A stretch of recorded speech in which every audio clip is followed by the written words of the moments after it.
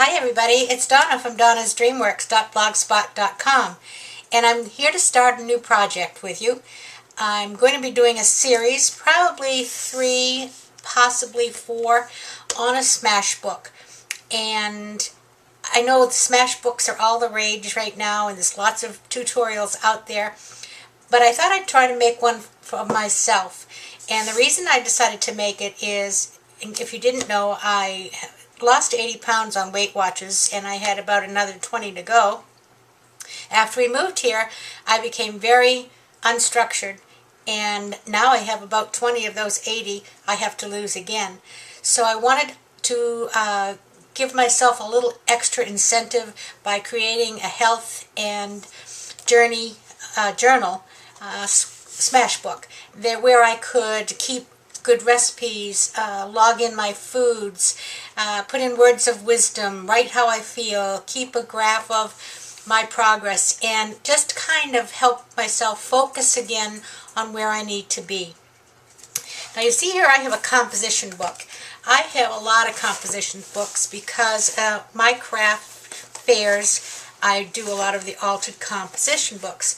Now historically, smash books are ring-binded books, and I wanted this to be a ring-binded book too. So I'm going to show you how to take a composition book, which I get just before school season, and they're very inexpensive, and create a ring-bound book.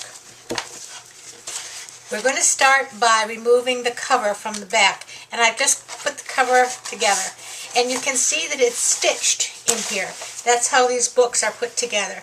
So I'm just taking my scissors and I'm just going to cut away the stitching. And it's not too difficult. You have to get your scissors in between. And we're just going to cut away the stitching.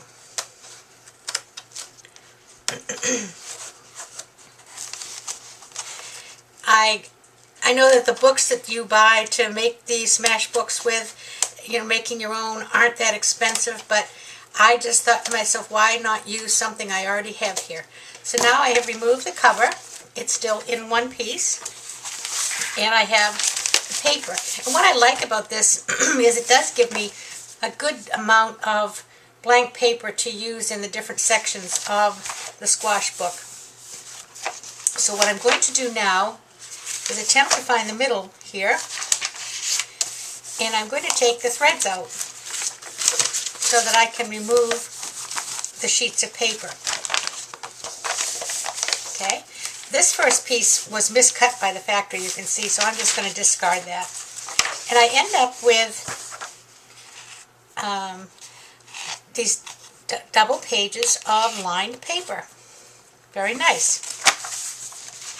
Okay, the next step is to take your book, and I just took a ruler and really press down on this good. You could use your bone folder, but I even was using something a little heavier to get a good crease.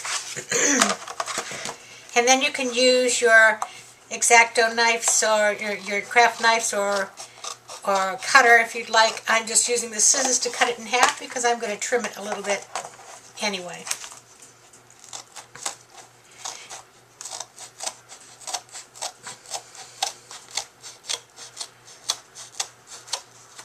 Okay, so now I have the two halves, and I'm not going to trim these. I will explain how I did it and show you the results.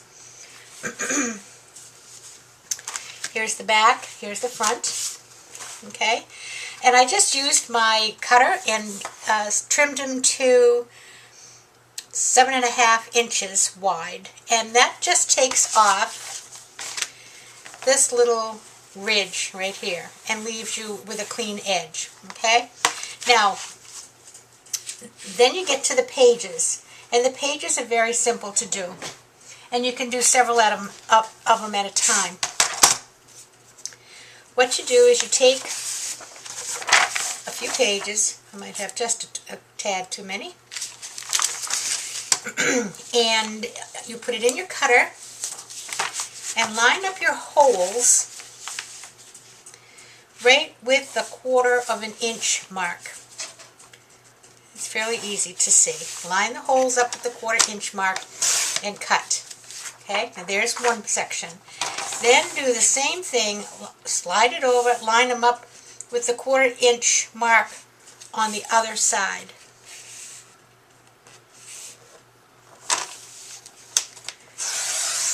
And what you end up doing is cutting off this little tab of holes. And it makes the pages all come out very equal, as you can see, and just small enough that now they fit nicely inside the covers, as you can see. And so after you have completed that, then we begin to look at how we're going to cover the book.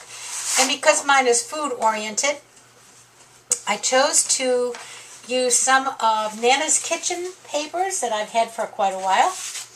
And what I'm going to do, I cut these papers 7.5 by 9 3/4 because the book is 9 3/4, and you just cut it according to your measurements. Now I'm going to just cover the top without wrapping, and you could wrap it if you want, but I wanted to have a little cleaner area on the inside because I'm going to use that for my graph area where I graph my progress. So I'm just going to get a little glue on here.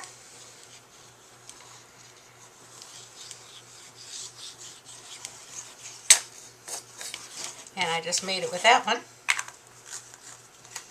But I have another one ready.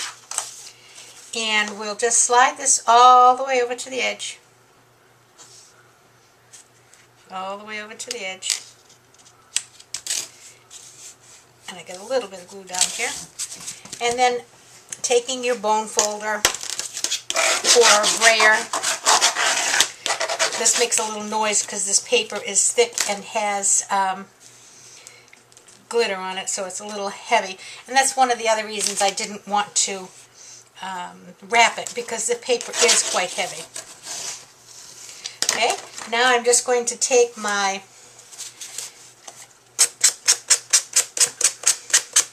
file and round off my corners. And I can actually do a little cutting once I see the area. Okay.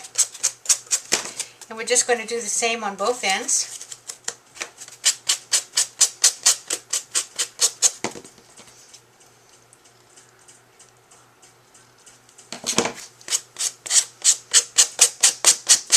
And this has just a little bit of an overlap here. So I am going to use my craft knife to just go down this edge and cut it.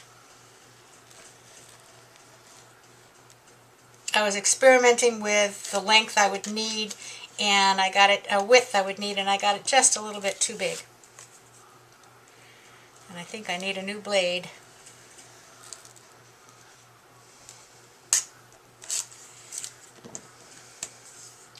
I know I need a new blade. But this is thick paper too, so there we go. And then we'll just finish it off with the file.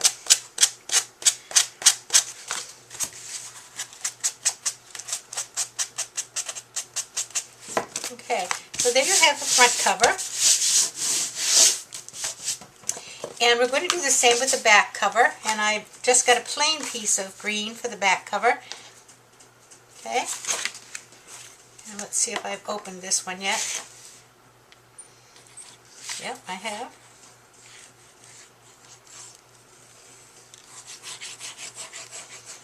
This paper is nice and thick, and so the glue works nice because it doesn't get wet and bubble up the paper.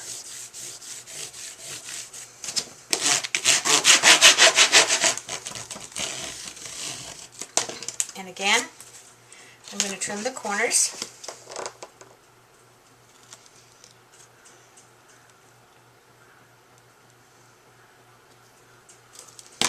And use the X-Acto knife. I'm sorry I probably wasn't in the frame then.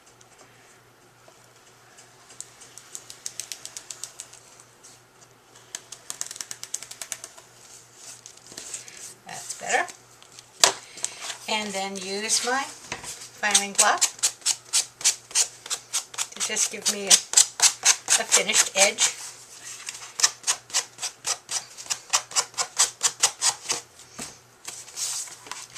And you don't really have to worry about filing this edge if you've got it up against it nicely, because it's going to be bound. I'm using my Bind It All to bind it. Okay, so now I have my front and my back covers. Okay. Now, on the inside of these, for the front I'm going to cover it, and I'm just going to use a plain piece of craft cardstock because I want to have a clear area. I'm going to have a white mat on here that will have some area for grafting my progress as far as weight and maybe measurements. Okay, so again, I'm going to use a little bit of the glue. There we go.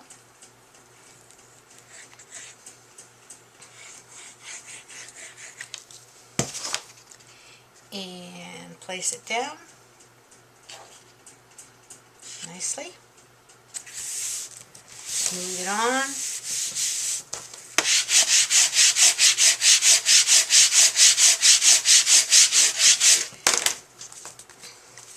Trim my corners.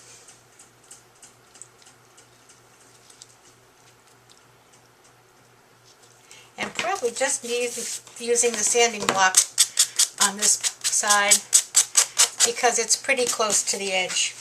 And I'm not going to sand the whole thing while I have you here because it takes a little time to go back and forth and back and forth. I want to get this nice and dry so that we don't lose it. Okay, so now I have my covers. Now the back cover, if you notice on this particular composition book, is conversion tables for measurements. And because we're using food and we need to know measurements sometimes, like 2 pints is a quart, and it has a lot more than just the measurements for dry weight and liquid weight, but I'm not going to cover the inside of the back cover. I'm just going to leave that there. It's a good resource to use. Okay, now I still have more pages to get ready, but this is what I have done so far with my pages.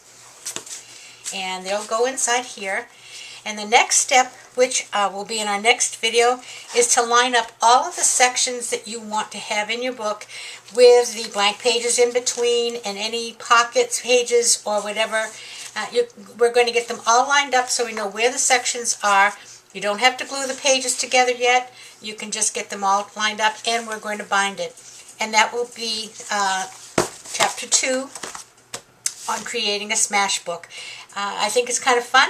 It's easy to do, and you don't have to go out and buy something new if you've got something here in your house that you can use. This paper is really nice because it has nice wide lines and can lend itself very nicely to journaling. So give it a try if you have a couple of extra composition books around and you have some method of binding, a Bind It All or one of the other binding machines. And I'll see you again tomorrow or the next day with the next step. And we'll get it all lined up and bound together. Thanks for stopping by Donna's Dreamworks, and I'll see you later. Bye-bye.